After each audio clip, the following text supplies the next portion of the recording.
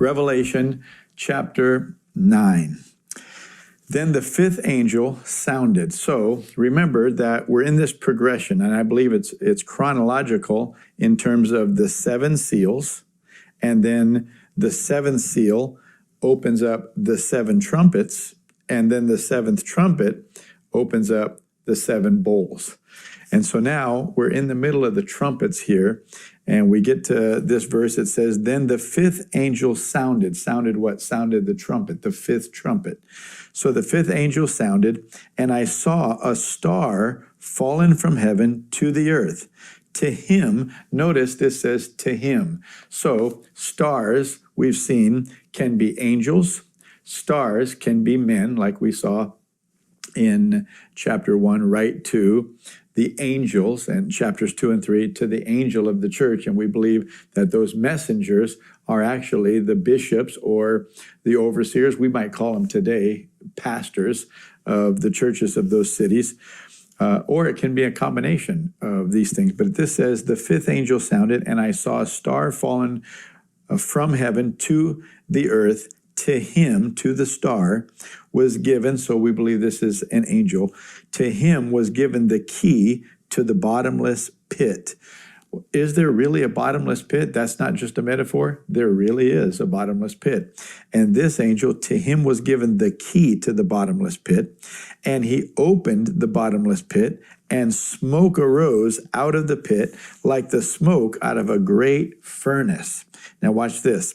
So the sun and the air were darkened because of the smoke of the pit. Then out of the smoke, locusts came upon the earth, and to them was given power, as the scorpions of the earth have power. They were commanded not to harm the grass of the earth or any green thing. So notice we've been comparing Passover and the plagues and the various things that happen in Passover to the book of Revelation.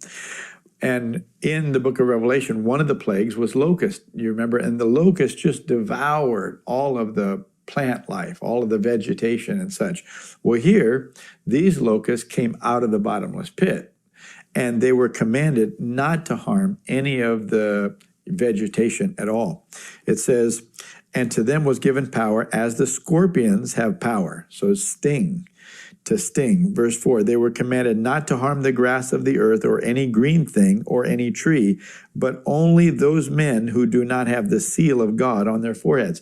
Now, do you remember in chapter 7, we saw that God sealed 144,000 Jews, 12,000 from each of 12 tribes.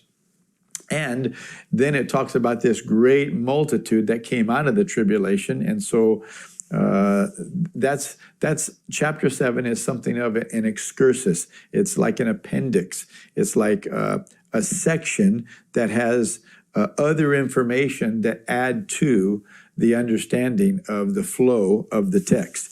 And so this says that those that had the seal. Now, it didn't specifically say in chapter 7 that great multitude that we presume includes Gentile believers, not just the Jewish believers. It didn't specifically say that they were sealed, but we get that impression that they came out of the Great Tribulation, God brought them through and such, and we get this impression that God protected them and preserved them and such. But we know for sure that 144,000 Jews, Jewish believing Jews who believe in Yeshua, Jesus, that they were sealed. And so this says that they were only given authority. These locusts that came with stingers in their tails were only given authority to, it says, to torment. Let's see. And they were not given authority to kill them, but to torment them for 5 months. Their torment was like the torment of a scorpion when it strikes a man. In those days, men will seek death and will not find it. They will desire to die, and death will flee from them. In other words, during the tribulation period, these judgments from God are going to be so severe, people are going to want to die, but not be able to die. Verse 7, the shape of the locust was like horses prepared for battle. On their heads were crowns of something like gold, and their faces were like the faces of men.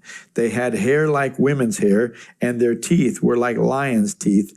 And they had breastplates like breastplates of iron, and the sound of their wings was like the sound of chariots with many horses running into battle. They had tails like scorpions, and there were stings in their tails. Their power was to hurt men 5 months. And they had as king over them the angel of the bottomless pit, whose name is in Hebrew Abaddon, but in Greek his name has the name Apollyon. Now let's just stop there.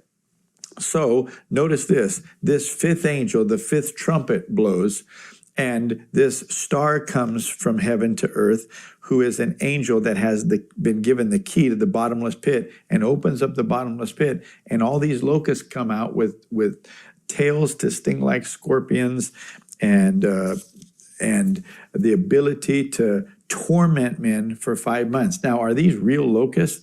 Well, we don't really know if they're real locusts, but many people speculate. Some people think that this is even modern day military aircraft, like helicopters and things, and John just didn't know how to describe them because he didn't have the language like helicopter or Apache helicopter, military helicopter, anything like that.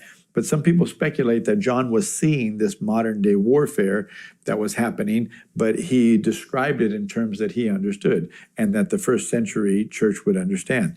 Well, that could be true, but the Bible specifically says that these locusts came out of the bottomless pit. And it doesn't make sense to me that helicopters and modern day aircraft would be coming out of the bottomless pit.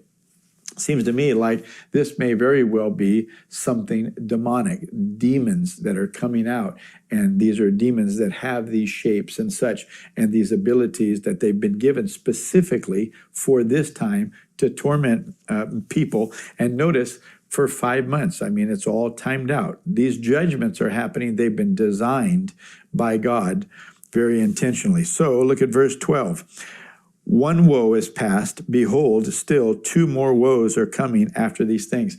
You remember after the 4 trumpets that there was a sound, a voice that said, woe, woe, woe. 4 woes have passed, but 3 more woes, or 3 more warnings, 3 more severe judgments of these trumpets are coming. And so that was the first one. And so it goes on in verse 13 to say, then the 6th angel sounded, and I heard a voice from the 4 horns of the golden altar, which is before God. So we're talking about in heaven. And it says, and the voice was saying, verse 14, to the 6th angel who had the trumpet, release the 4 angels who are bound at the great river Euphrates. Now you remember, above the land of Israel, there's a river that sort of goes from northwest, and it flows down diagonally to southeast. The great river Euphrates, very popular river even to this day, but a very popular river in Bible days as well. So it says, this voice was saying to the 6th angel, release the 4 angels who are bound at the great river Euphrates. So the 4 angels who had been prepared for the hour and day and month and year. Notice this was all timed out and planned out. There were 4 specific angels that were bound, and they were released, and they were prepared. Notice again, they were prepared for the, So the 4 angels who had been prepared for the hour and day and month and year were released to kill 1/3 of mankind. Okay, now we have to go back to the 6th chapter, the 8th verse, because you'll remember that in the seals, that 1/4 of mankind were killed. So we're talking about major population death. Well, right now, we're pushing toward 8 billion people. We're not there at the time of this reading, but the population of the earth is pushing toward 8 billion people. So you just figure that if 25%, if 1/4 were killed, that's 2 billion people. Well, this says 1/3. Now, this is aside the other deaths that happened in much smaller numbers. These are major population deaths that are happening in the tribulation period with these judgments. Well, so if you take it down a fourth or 25%. Now you're down to 75% of the original growth. And now this says another third. So that would be down to half. So the earth by this point, has about half the population that it did before this tribulation period did, because of the judgment of God that is coming in the tribulation. So they came at this particular time, and they were released to kill a third of mankind. Verse 16. Now the number of the army of the horsemen was 200 million. 200 million, the number of the army.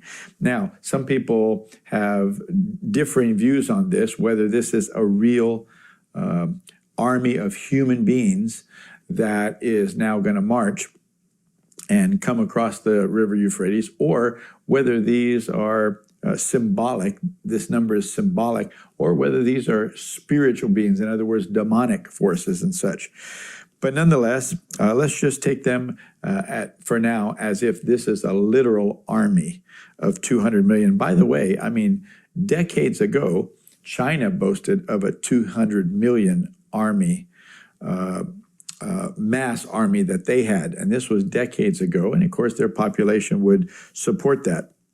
So this says, now the number of the army of the horsemen was 200 million. I heard the number of them. Notice John says, I heard. He, of course, didn't count 200 million, but he said, I heard the number of them. This is how he knew. Verse 17, and thus I saw the horses in the vision. Those who sat on them had breastplates of fiery red, hyacinth blue, hyacinth blue and sulfur yellow, and the heads of the horses were like the heads of lions. See, this is very interesting, and likely part of the reason why some people speculate that these are not real horsemen and real horses, because their heads, at least the way John saw them, were like lions. Well, could that have been some kind of array or attire that were for the horses so that they were dressed for battle and such? Well, it could have been. It could have been.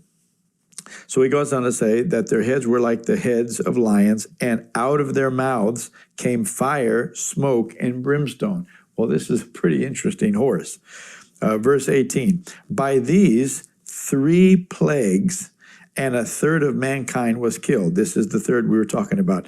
And by the fire and the smoke and the brimstone which came out of their mouths. For their power is in their mouth and in their tails, for the tails are like serpents, having heads, and with them to do harm. So these are some strange creatures that John saw, but these creatures are all designed to either torment or to kill, in this case, to kill. Verse 20, but the rest of mankind who were not killed. So let's just say about 50%, or maybe a little less than 50% of the population is left. Listen to what it says. But the rest of mankind who were not killed by these plagues did not repent of the works of their hands, that they should not worship demons and idols of gold, silver, brass, stone, and wood, which can neither see nor hear nor walk. In other words, God, after watching these judgments happen, the remaining population still would not give up their worship, their allegiance to idols of gold and silver and such, the work of men's hands. Instead of honoring and serving God, who clearly is displaying his power, they're still clinging to their idolatry of worship of things, statues and things, money and such, that can't even talk. And so this is a common theme in the Bible, prophetically, that God will bring up. You're worshiping dumb idols, not dumb in terms of intelligence, but dumb in terms of these are made of wood and stone and metals. They can't even talk to you, but I'm your God. I'm talking to you. Why won't you worship me? So this is repeated in the Bible, and this theme is picked up here in Revelation.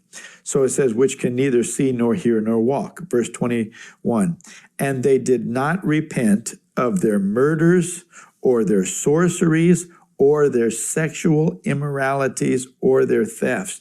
So he brings out, besides the idolatry, he brings out 4 more sins